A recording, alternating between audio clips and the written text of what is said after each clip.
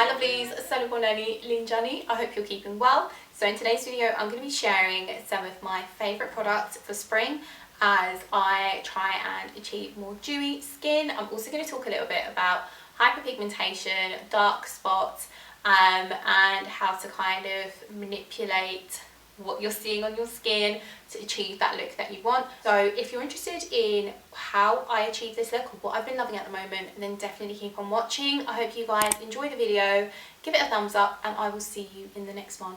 Take care. So in today's video I wanted to kind of come and share a few of my favourite bits as we're going into spring. You kind of want to have like a lighter makeup look, but if you're a bit like me and you've got dark marks, hyperpigmentation and different spots that come up on your skin, trying to achieve like a flawless even look without kind of going overboard can be a bit of a challenge. So at the moment, naturally as well, having an oily T-zone and porous skin, I really always get drawn to like matte makeup, and I'm making more of an effort to find affordable items that give me like that skin-like feeling and skin-like look. Just taking a pump of the Revolution 20% vitamin C Radiant Strength Serum, and I really like to use that. I've already got some on from earlier. I bring that down onto my neck, and I like to use that in combination with the vitamin C SPF from the Body Shop, and that's got an SPF of 30. Don't forget your SPF because sun rays are attacking the skin. And to be fair, I wasn't always a fan of SPF, but I do feel like as I'm getting older it's important to protect my skin in lots of different ways. So that's just generally part of my skincare even if I don't have makeup on. Okay, so my key problem areas when it comes to hyperpigmentation are definitely around my mouth and under my eyes. Now between the two shades, I have to say I think chestnut is a little bit more red, so I tend to use chestnut first and then I top up with Beautifully Bronze. But I just target the areas. I'm just going to pull it down a little bit, and the corner here and here across the lid, and then I'm going to pull this product out. I'm going to do the same on the other side.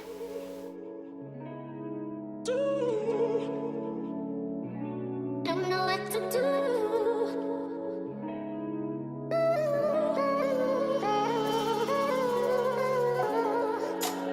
Put it right there, made it easy for you to get to.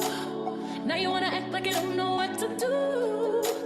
After I done everything that you asked me, grabbed you, run you, liked you, tried you, move so fast, baby, no, I can't find you. Ooh, I'm starting to believe that I'm way too much for you. Okay, so that's basically what it looks like when I've targeted the areas that I want to cover. What I haven't done is target any areas on my neck, because from the products that I take on my face with my complexion brush, there are going to be elements that are kind of left over from the product, so I can work it elsewhere. So you've got two options. You can either spray your full face with the product and work it across so it kind of blends and then you get more of it pulling down, or you can kind of keep spraying it onto the brush. So my preference is kind of across and then a couple on the brush, and then I just start working on it. Similar to how I would do foundation, I'm like stippling and concentrating on those key areas, and then the way that the colour just sits on there, it just kind of looks really natural, and then I'm just pulling it down onto the other areas of my face and down to my neck, and then stippling again in the problem area, and then I'll start working the product around.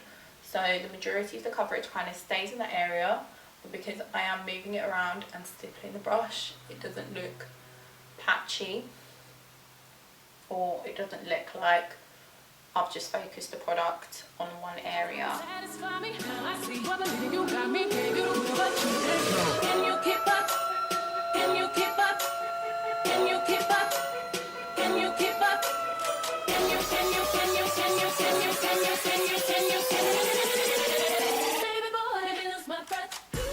And then I like to still set with the Laura Mercier, and I've got the medium deep shade, the translucent medium deep.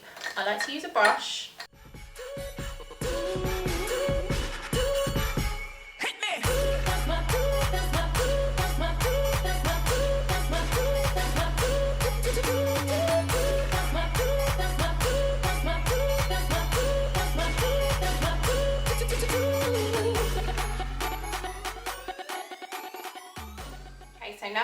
the key areas with the setting powder, a loose setting powder.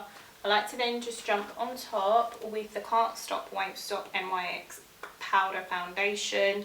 I've got it in the shade Golden Honey, and I use like a big powder brush for that. Now I use that really lightly and just make sure that the whole powder brush is covered. Tap, tap. And then I just touch on all the areas just to set that.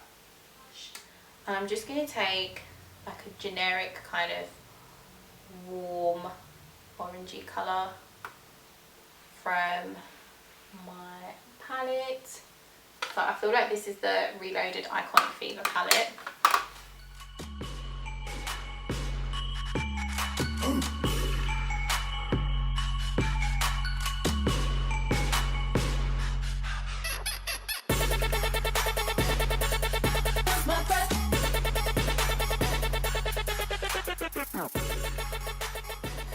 Like an inner corner colour. I'm just going to use that.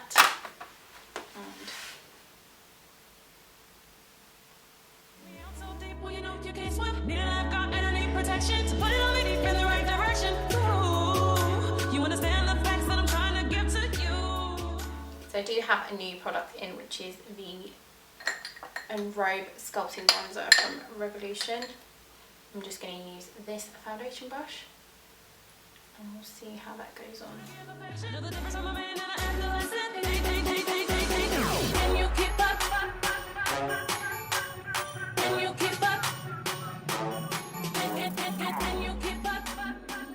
Lastly, I just pop on some lips and mascara again to keep it nice and simple.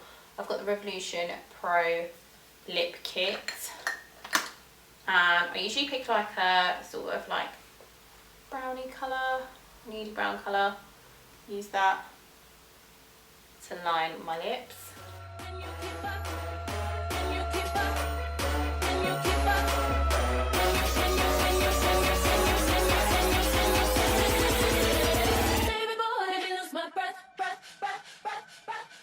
Finally, for mascara, I have been loving the Ted Baker mascara. I got this as a gift from hubby, so I don't know if you can buy it individually.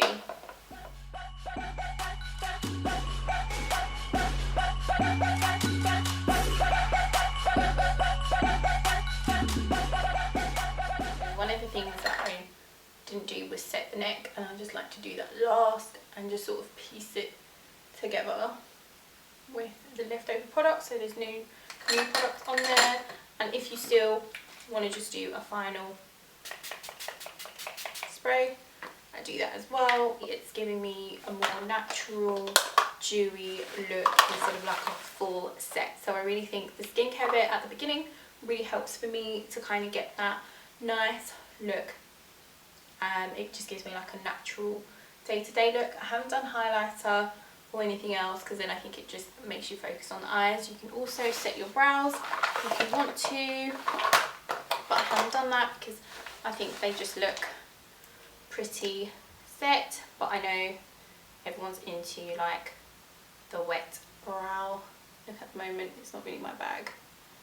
So yeah, just do the front portion and I'm good to go.